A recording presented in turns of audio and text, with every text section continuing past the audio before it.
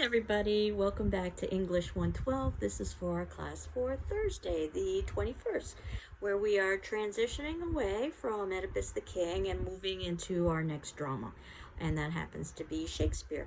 And because things have been so dark with Oedipus the King, I think it definitely earns its reputation as a tragedy.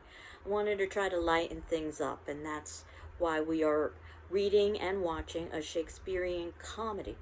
However, probably Shakespeare is best known for his tragedies, plays like Macbeth and Othello and King Lear.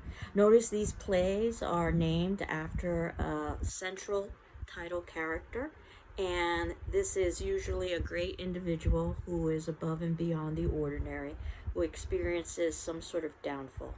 And the downfall can be viewed as part of their flaw or flaws in character. But we could also talk a little bit about outside forces. And if this sounds familiar, it should, because this is the criteria that was established in Oedipus the King for tragedy and tragic character.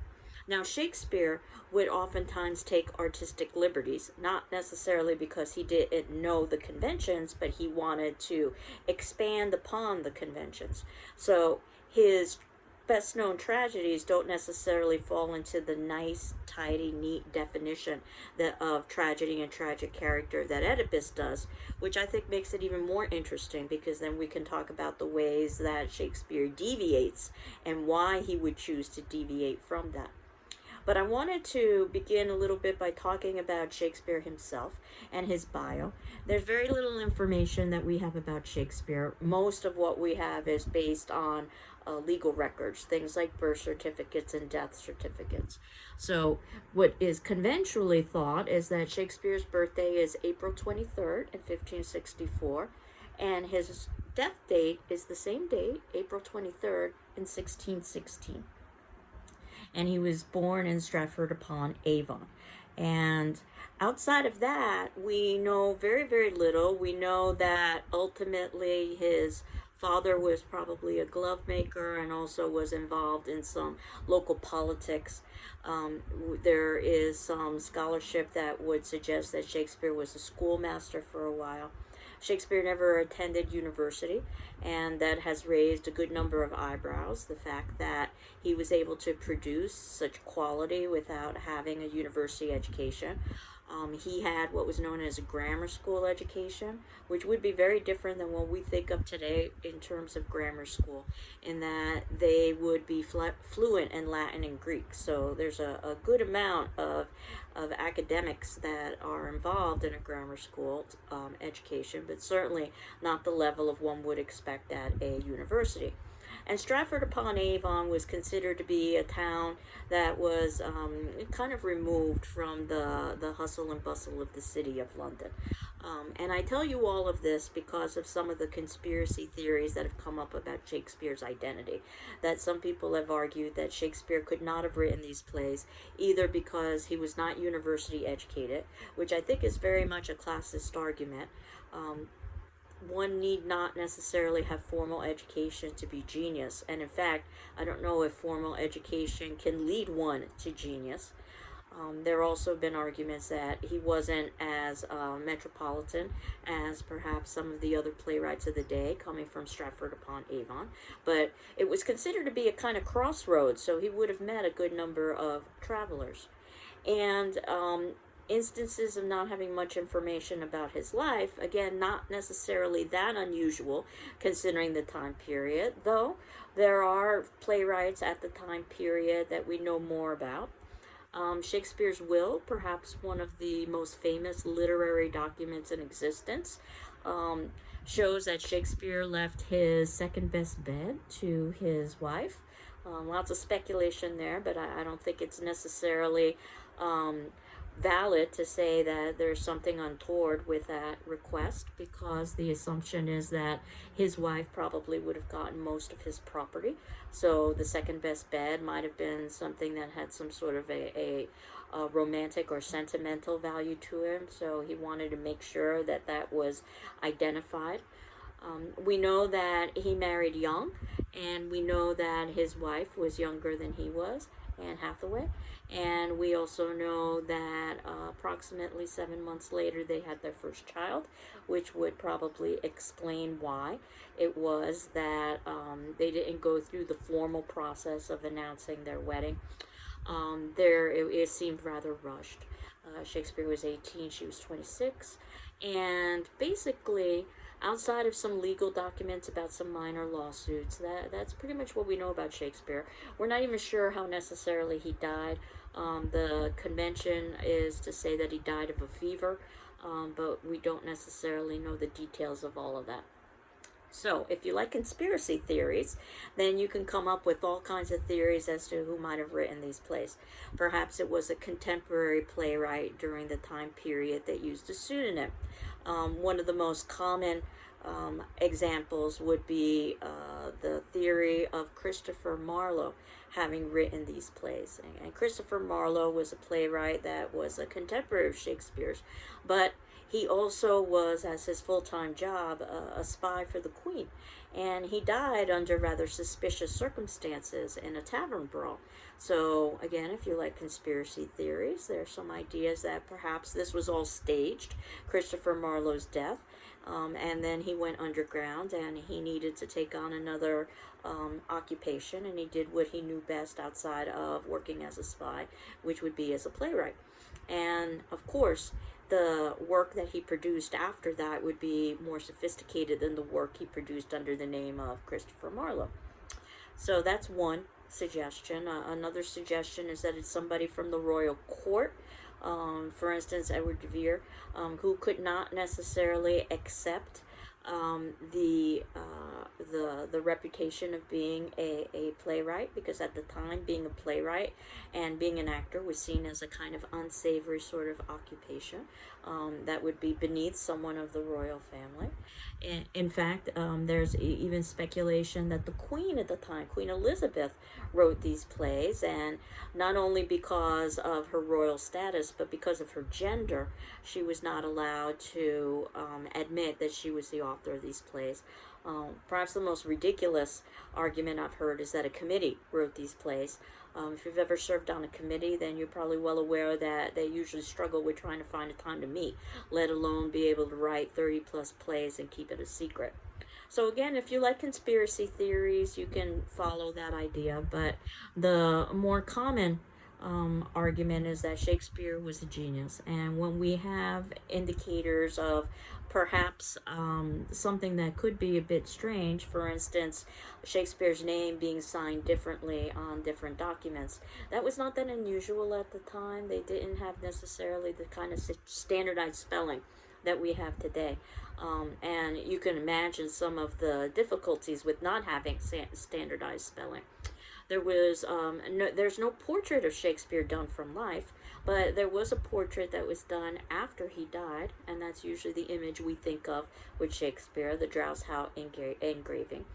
And what we usually think of in terms of Shakespeare is his body of work, and that too leads to some conjecture. At the time, writing plays and performing in plays, as I had indicated, was not considered to be an occupation of status. And plays were not copyrighted in the way that we think of them today.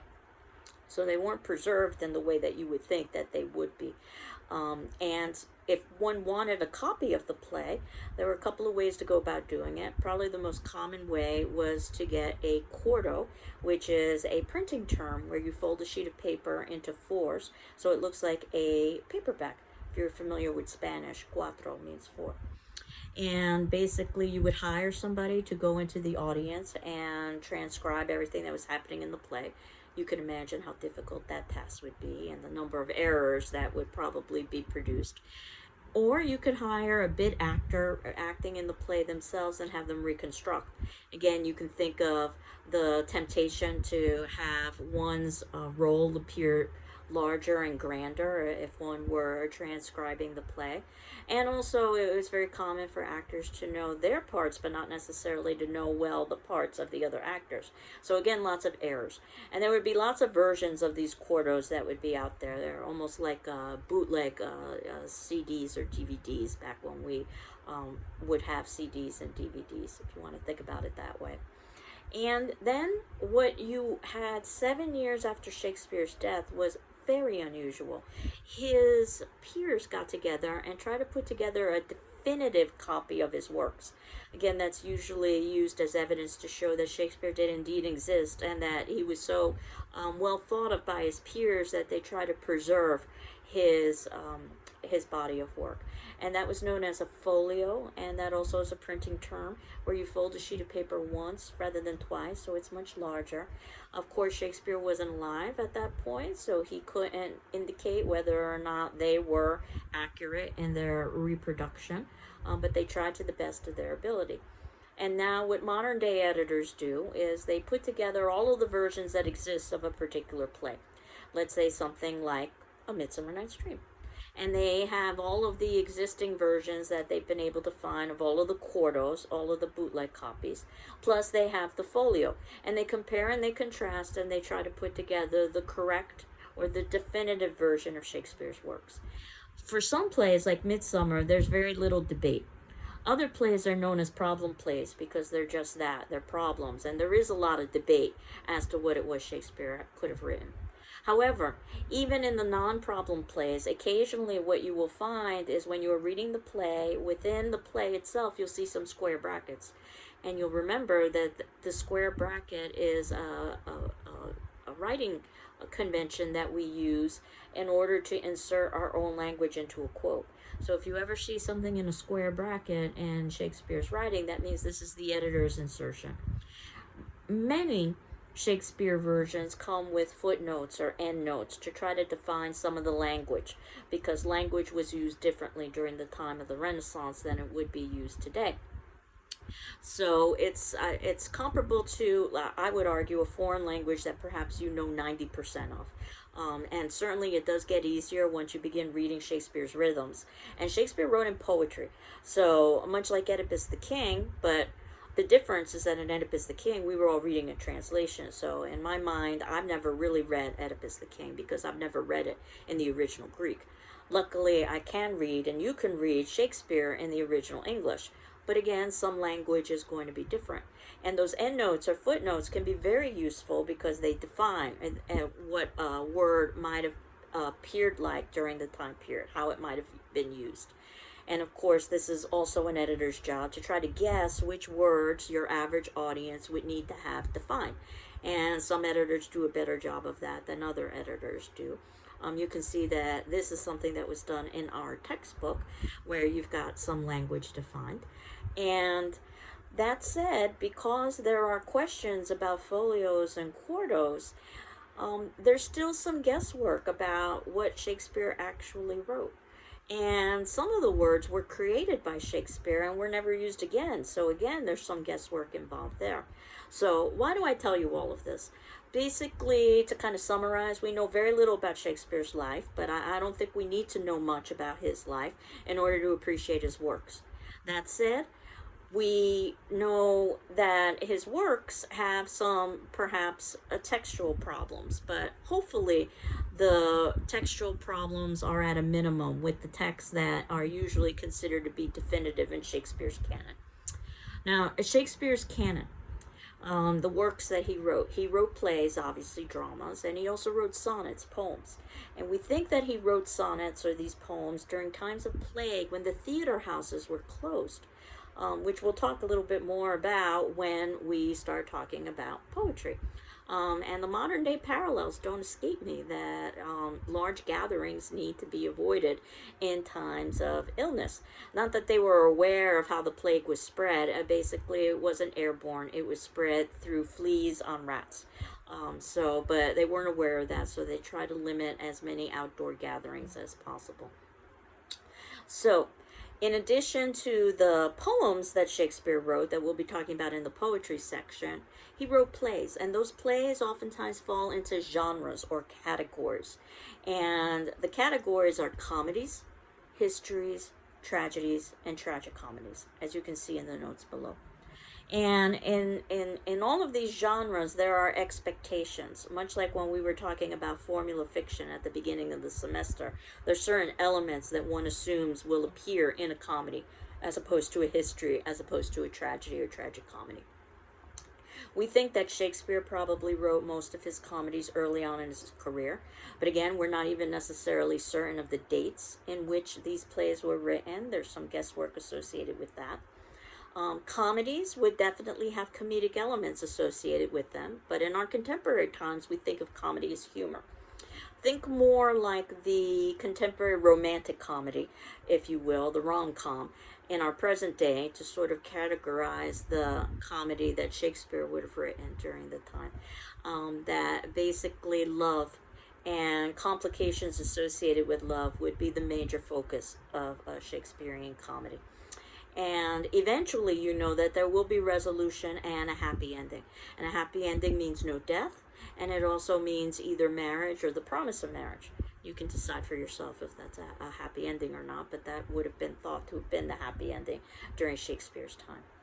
There also would have been an incredible amount of music and dance to increase the entertainment value. These plays were oftentimes performed before or after wedding ceremonies. That is something that you oftentimes miss in reading the play, the music and the dance associated with it. And again, we're not necessarily definitively sure of the kind of music and dance that would have been utilized, but when you watch a production, you can see that most productions try to give a good a sense of music and dance along with plot, just so that we can experience what a Renaissance audience would have experienced. So that's what we are going to be focusing on. Notice that the comedies have pretty general titles like A Midsummer Night's Dream. There isn't necessarily one central character, but we will have multiple plots. There will definitely be a level of complexity that we didn't see with Oedipus the King, and many, many more characters. Now, in terms of the history plays, they were just that. They were based on English history. What was important is that they were based on British history. So if you've got a play like Antony and Cleopatra, or about Antony and Cleopatra, or Julius Caesar, obviously that is not going to be a history play because that is not British history. The textbook, if you will, of the time was known as the Chronicles of Holinshed, that kind of reviewed British history, and that's what Shakespeare worked off of. But he ended up basically creating fictional stories, so he used the history somewhat loosely. So sometimes knowing the history, if you're a purist of history, can be somewhat of a detriment if you're reading or watching the history plays, because Shakespeare took many artistic liberties. The history plays all stand as independent units, but they can all be put together to tell a whole story. It almost reminds me of these saga films like Star Wars, for instance, where you've got independent stories, but all of them tell a whole. And they weren't necessarily written in chronological order, but you can read them in chronological order. And we think that that's how Shakespeare spent the next part of his career after the comedies. He mostly focused on the histories. And then we have the tragedies, and these are probably what are best known of Shakespearean plays. And notice how the tragedies are named after individuals like Hamlet and Macbeth and so forth. And the tragedies oftentimes follow the criteria of tragic character. But as I had indicated earlier, it would also deviate for artistic reasons. And then we think that Shakespeare finished his career with something known as tragic comedies, and that it was a mix of genres. Sometimes they were known also as romances, but I think that that's a poor term, because comedies have romantic elements within them, and people get that mixed up. A tragic comedy would have elements of comedy, love and all of its complications, and a happy ending. But it would also have elements of tragedy. It would also have a central character, and it would also have a darkness that you wouldn't necessarily see in a comedy.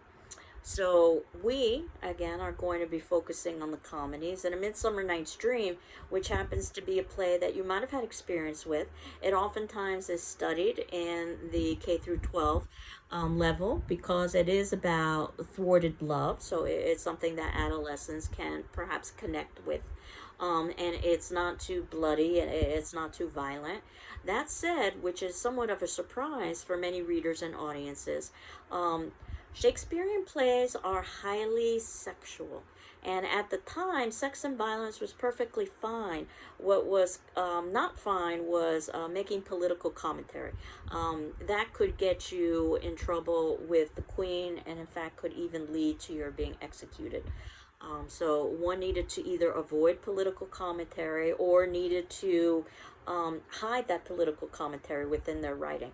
Shakespeare was very adept at making political commentary, but hiding it in the writing so that it wasn't so obvious, it wasn't so explicit, it was more implied and suggested, which we will see with A Midsummer Night's Dream. But we will also see with The Midsummer Night's Dream, and you can find this in just about all of Shakespearean plays, that they are, again, highly erotic and sexual with lots of sexual imagery, which surprises many modern day readers. For instance, take something like a word like die, D-I-E, which means in contemporary times the ending of life. It can also represent a singular dice. Dice is plural, die is singular. At the time of the Renaissance, it had an additional meaning. It meant orgasm. So there's all kinds of punning that can go on when the word die is used in a play. For instance, when I die upon your lap, well, you get the idea.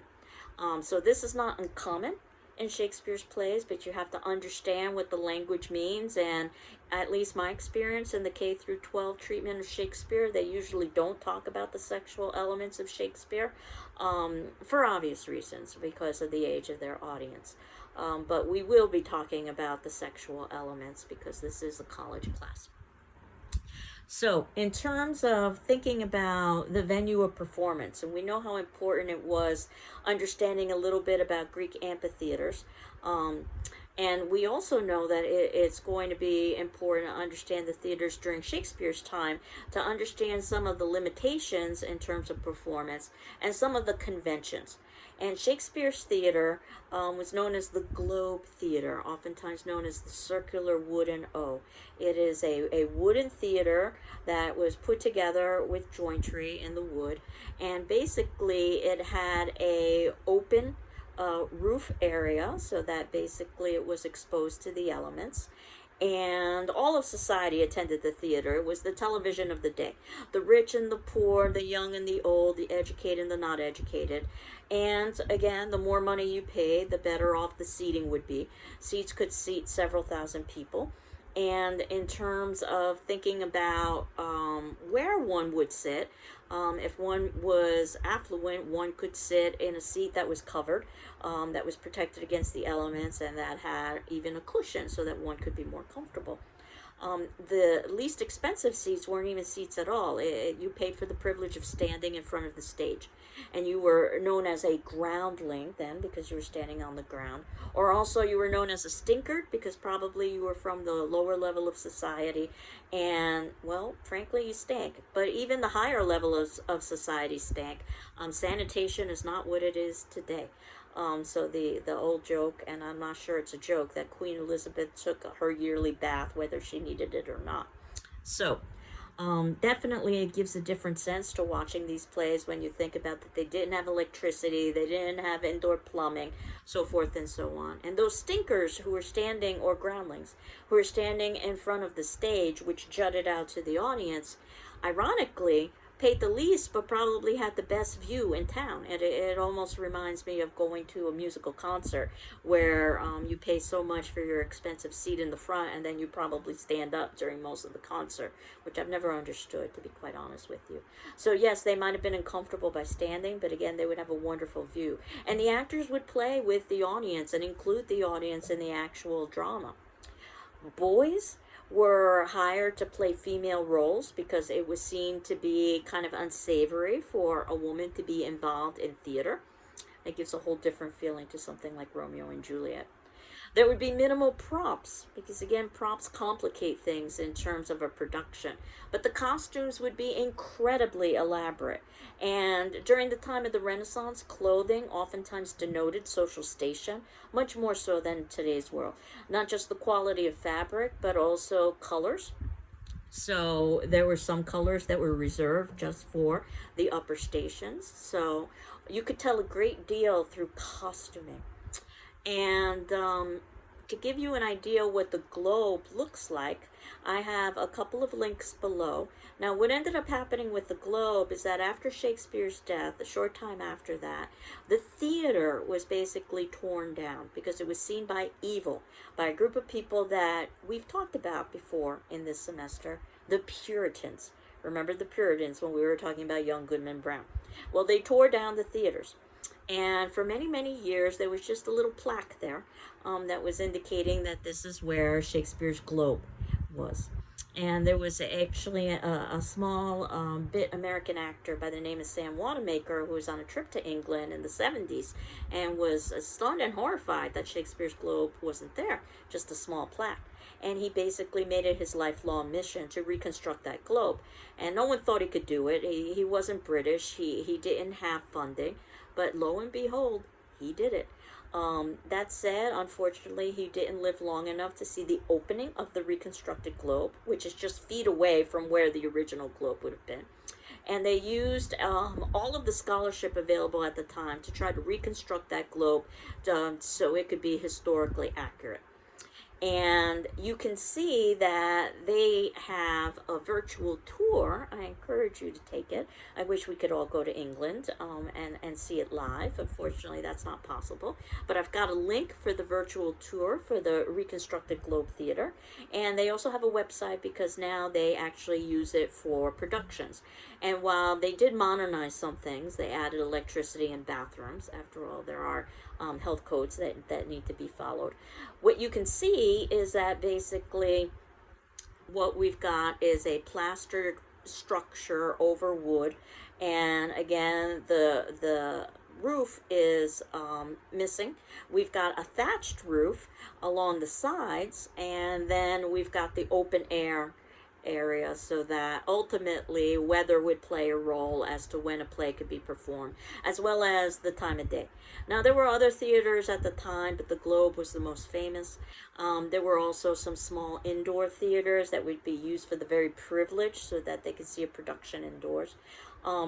Think about something like a football stadium, and you probably are getting a better sense of what the Globe would be like. But again, I encourage you to look at the virtual tour on the website.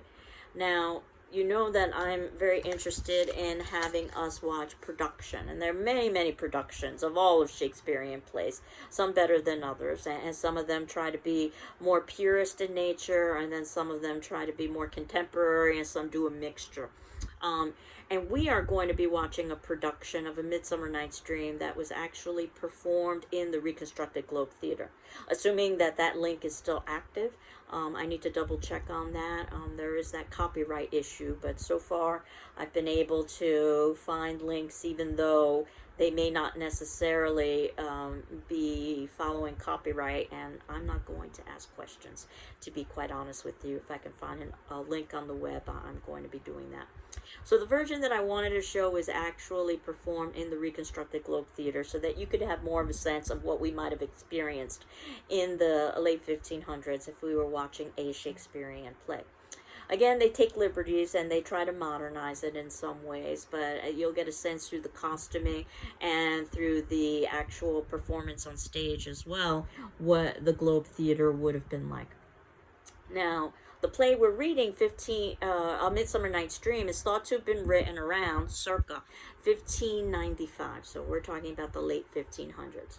And we've got it written in Renaissance English. As I was telling you before, Renaissance English is very similar to our contemporary English, but there are differences. We saw some of these, perhaps, when we read Oedipus the King, but that was from Young Goodman Brown, but that was from the 1800s. So basically, Renaissance English is going to be yet even more removed from our experience, and because Shakespeare oftentimes wrote in poetry or verse, that also is going to be somewhat, perhaps, of a challenge. That also attests to Shakespeare's genius, that he was able to forward plot through verse or poetry. And usually poetry was seen as a higher level form of language that the higher levels would use. And what Shakespeare would oftentimes do is switch the language around, where someone would start talking in poetry or verse, perhaps because they were royalty, and then as the play goes on, it switches to prose, which is complete sentences, which is what we speak. This was a way for Shakespeare to illustrate through language the descent of a character, that they're no longer speaking in poetry. The reverse could also happen. We've got a lower level character who we would expect to speak in prose or sentences, but they are speaking in poetry. A statement from Shakespeare basically indicating that just because you are from a lower station, that doesn't necessarily mean that you don't have intellect and you don't necessarily have understanding of the world around you. So these are some of the ways that Shakespeare could make commentary about social status without necessarily making direct commentary, which again could get into the realm of politics, which could get him into some trouble. Expect a longer play than what we saw with Oedipus, and expect a more complex play with multiple subplots. And A Midsummer Night's Dream in particular is deliberately complex. There are characters who have similar names, Hermia and Helena, for instance, both start with H. You have other characters who seem to be almost interchangeable, such as Demetrius and Lysander. Basically, they are the same in many respects. A Midsummer Night's Dream also has a fantasy element associated with it. So there's a world of magic and fairies, which some audiences love and other audiences hate. But, if you can accept science fiction or fantasy films, then we can accept, or I suggest we can accept, the world of fairies and magic, which is where A Midsummer Night's Dream happens to be placed. And we also know that Shakespearean plays can be divided up into 5 acts. And those 5 acts basically follow that pyramid structure that I was talking about with Oedipus the King, and dramas as a whole, and perhaps literature as a whole. That you start at the bottom end of the period, or the bottom end of the pyramid, perhaps on the left, and you can see that there's a rising action until you get to the very top of the pyramid. And then, of course, there's descending action. Well, you can have the 5 acts sort of illustrate that. Act 1 would be at the bottom of the pyramid on the left-hand side. Act 2 would be towards the rising of the pyramid to the top of the pyramid. That would mean a rising of action. Act 3 would be the top of that pyramid, and that would be the height of action and conflict. So you can expect, the you-know-what to hit the fan, so to speak, when we get to that point. And then we get the beginning of descent, and then finally resolution. Midsummer Night's Dream is slightly different than this because it seems like resolution happens in Act 4, and we don't need Act 5. Trust me, we need Act 5. Shakespeare would not have put something into his play unless it had significance to it. So Act 5 is going to be central, even though it seems that resolution occurs in Act 4. So you can see all of this in the notes below. And basically what we're going to be doing over the next couple classes is watching a version of A Midsummer Night's Dream. This should be the point in the semester where you have concluded your reading of Oedipus the King and you have started Midsummer. Ideally, you would have put resolution to Midsummer by our next class, but you can see that we've got multiple classes devoted to Midsummer. And I thought that we could end up with Oedipus with today's attendance question. And that will be due on Friday, the 22nd at 10 a.m. Which message in Oedipus the King do you think has the most contemporary relevance and why? Which message in Oedipus the King do you think has the most contemporary relevance and why? And of course, you can ask for an extension if you're not able to do that by Friday at 10 o'clock.